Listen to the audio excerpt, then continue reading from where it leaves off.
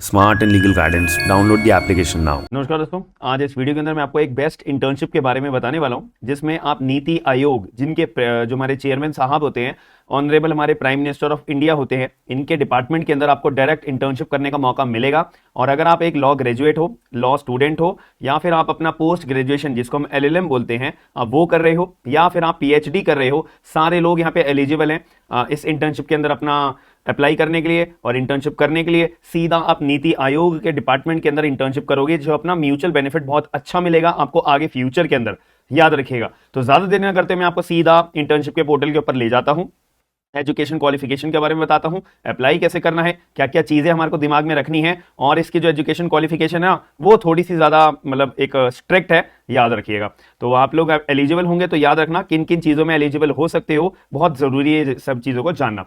तो आप यहाँ पे आपको स्क्रीन के ऊपर दिखाई दे रहा होगा, इसका लिंक मैं अपने डिस्क्रिप्शन बॉक्स के अंदर दे दूंगा, डायरेक्ट आप उस पर क्लिक करोगे, डायरेक्ट इंटर्नशिप के पोर्टल के ऊपर आ जाओगे। तो ये आपको स्क्रीन के ऊपर दिख रहा है ना। तो अगर मेरे को अपनी एलिजिबिलिटी क्राइटेरिया जानना है तो मैं ये नीति इंटर्नशिप स्कीम गाइडलाइंस पे क्लिक करूंगा, तो ये मेरे को यहाँ पे ऐसे पोर्टल शो होगा। हालांकि यहाँ पे 2018 लिखा हुआ है, इस पर ध्यान मत देना। ये जो इंटर्नशिप की इतनी स्कीम है ये वैसे ही हमारी चलती आ रही है पुराने टाइम से ही, याद रखना। अब यहाँ पे जो है ये अनपेड इंटर्नशिप है, पहले मैं आपको क्लियर कर देता हूँ। बट ये अपने आप में यार नीति आयोग है। जैसे आप इंटर्नशिप करके बाहर निकलोगे ना और कहीं जॉब के लिए एप्लीकेशन में डालोगे, वहाँ पे रिज्यूम में लिखा होगा कि नीति आयोग के साथ में आपने काम किया हुआ है, तो एक एज मिलती है आपको, याद रखना। ये बहुत बेनिफिट वाली बात है।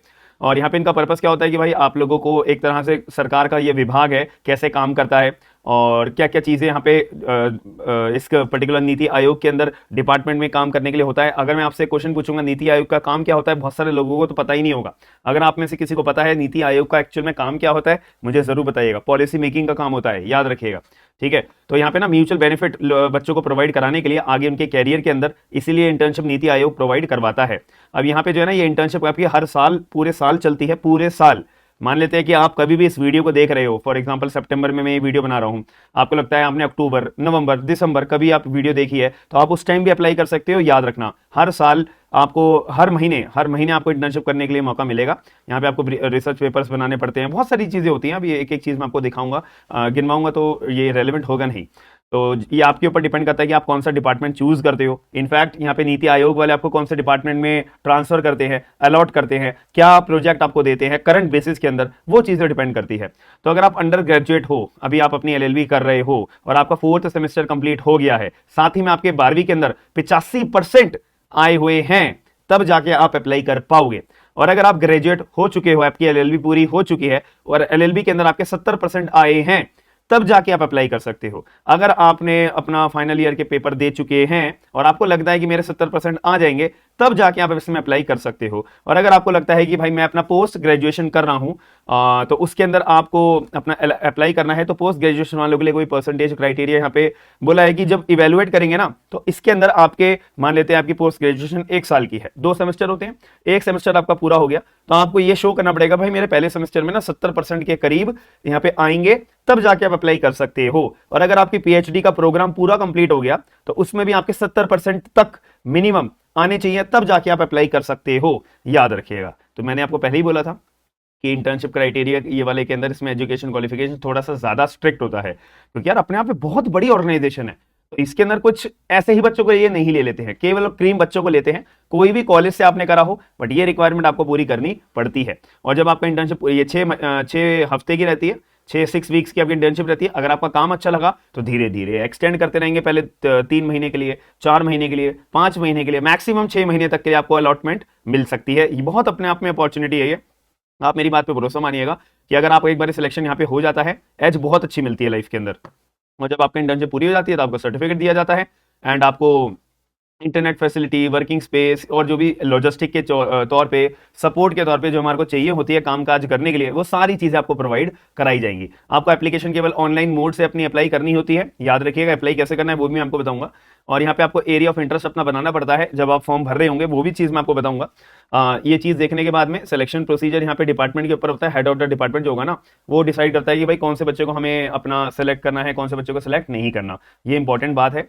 एंड इसके अंदर और कुछ अटेंडेंस आपकी 75% मिनिमम है कि भाई आपको अटेंडेंस अपनी 75% पूरी मेंटेन करनी है। जब जाके आपकी सक्सेसफुली एक इंटर्नशिप पूरी होगी, तब जाके आपको अपना सर्टिफिकेट इश्यू होगा, याद रखिएगा।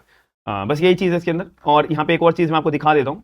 आप अगर अपना लॉ ग्रेजुएट अभी नहीं हुए हो, आप लॉ स्टूडेंट हो, अपनी एलएलबी कर रहे हो, 2 साल का आपका मतलब सेमेस्टर आपके पूरे 2 ईयर आपके पूरे हो चुके हैं, तो उसके अंदर क्या होगा कि आपको ये अपना डिपार्टमेंट से, अपने कॉलेज से आपको ये लेना पड़ता है, क्या बोलते हैं इसे, एलओआर, लेटर ऑफ रिकमेंडेशन जिसे हम बोलते हैं ना, ये फॉर्मेट ऑफ इंटर्नशिप, ये तो सर्टिफिकेट है, ये रहा एलओआर।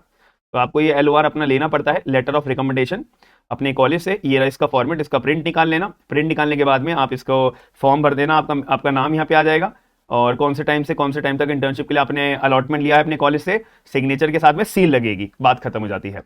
बस यही काम है। और जब आप अपनी इंटर्नशिप पूरी कर लोगे, ये रहा इंटर्नशिप का आपका सर्टिफिकेट का फॉर्मेट, याद रखिएगा। अब मुद्दे पे आते हैं। अब यहाँ पे आते हैं कि भाई आपको ऑनलाइन एप्लीकेशन फॉर्म भरते टाइम क्या क्या चीज़ों की रिक्वायरमेंट होगी। ये चीज़ देखो, अपना नाम भरना है, father name, address, contact number, mobile number, email और date of birth, education qualification, 12वीं में कितने नंबर आए आपके, ग्रेजुएट में कितने नंबर आए और कौन सा आपका कोर्स है, ठीक है। और ये आप परस्यूइंग हो, अपना ग्रेजुएशन में परस्यूइंग हो या फिर पीएचडी में परस्यूइंग हो या अपने पोस्ट ग्रेजुएशन के ना परस्यूइंग हो, अपनी परसेंटेज आपको बतानी है कि आपने ग्रेजुएशन में कितने नंबर आए, कितने एक्सपेक्टेशन है, एरिया ऑफ इंटरेस्ट अपना चूज करना है, काम खत्म, और कुछ भी नहीं करना है। अब अप्लाई करने के लिए ये दिख रहा है आपको, अप्लाई ऑनलाइन, यहाँ पे क्लिक करूंगा मैं, तो ये रहा मेरा फॉर्म इंटर्नशिप को अप्लाई करने के लिए। यहाँ पे नाम, father name, address, contact number, email, और यहाँ पे मेरे को अपना 12वीं के नंबर बताने पहले, ठीक है। फिर इसके बाद ये एक चीज याद रखना, यहाँ पे ना एलएलबी वाले तो अपना लॉ जो एलएलबी कर रहे हैं 3 साल वाली, वो तो यहाँ पे क्लिक करना।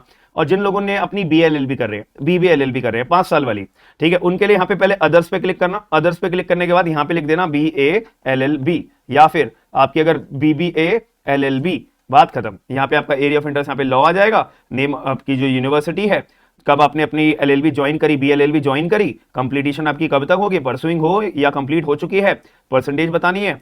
फिर आपको अपनी इंटर्नशिप कौन से महीने के अंदर आप अपना करना चाहते हो, तो यहाँ पे हमारे को 11, 12 यानी कि नवंबर, दिसंबर, जनवरी, फरवरी, मार्च, अप्रैल, तो आप कौन से में करना चाहते हो, और प्लेस ऑफ सबमिशन, आप कौन से स्टेट में बैठे हो अपना ये फॉर्म फिल आउट कर रहे हो। बस इस बार प्रीव्यू कर दोगे, प्रीव्यू के बाद आपका सबमिशन हो जाएगा, बात खत्म हो जाती है। बस इतना सा कामकाज आपको करना है। ये अपने आप में एक बेस्ट अपॉर्चुनिटी है जो बहुत कम लोगों को मौका मिला है, और मेरा एक फ्रेंड को भी मौका मिला था, उन्होंने मेरे को पूरा एक्सपीरियंस अपना बताया था कि कैसे इन्होंने इंटर्नशिप के अंदर कौन कौन से डिपार्टमेंट्स होते हैं। और मैं एक चीज़ आपको और दिखा देता हूँ कि इससे ना आपको आइडिया हो जाएगा। यहाँ पे ना डिपार्टमेंट होता है एरिया ऑफ इंटरेस्ट चूज करने का, ये बहुत इंपॉर्टेंट है।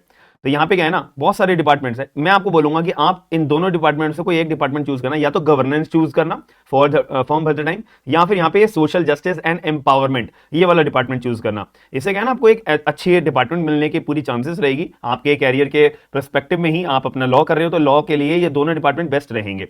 तो अगर आप इन दोनों में से कोई भी एक डिपार्टमेंट चूज करते हो तो एक अच्छा है। तो अगर आपको इंटर्नशिप अच्छी लगती है, वैसे तो अच्छी लगेगी, मैं बस ये उम्मीद रखूंगा कि आपका सिलेक्शन यहाँ पे हो जाए। यहाँ पे क्वांटिटी की कमी नहीं होती है, बच्चों की कमी नहीं होती है कि भाई हम बस इतने बच्चों को लेंगे। अगर आप में टैलेंट है और एलिजिबिलिटी क्राइटेरिया अपना मैच करते हो, 100% आपका यहाँ पे सिलेक्शन हो जाता है, याद रखिएगा। बस ये एलिजिबिलिटी क्राइटेरिया थोड़ी सी स्ट्रिक्ट है, ये मैं मानता हूँ, बट क्या करें। तो आपको अगर लगता है कि आपको अप्लाई करना है तो अप्लाई जरूर करिएगा, लिंक डिस्क्रिप्शन बॉक्स के अंदर आपको मिल जाएगा। बाकी हम मिलते हैं नेक्स्ट वीडियो के अंदर। थैंक यू, धन्यवाद।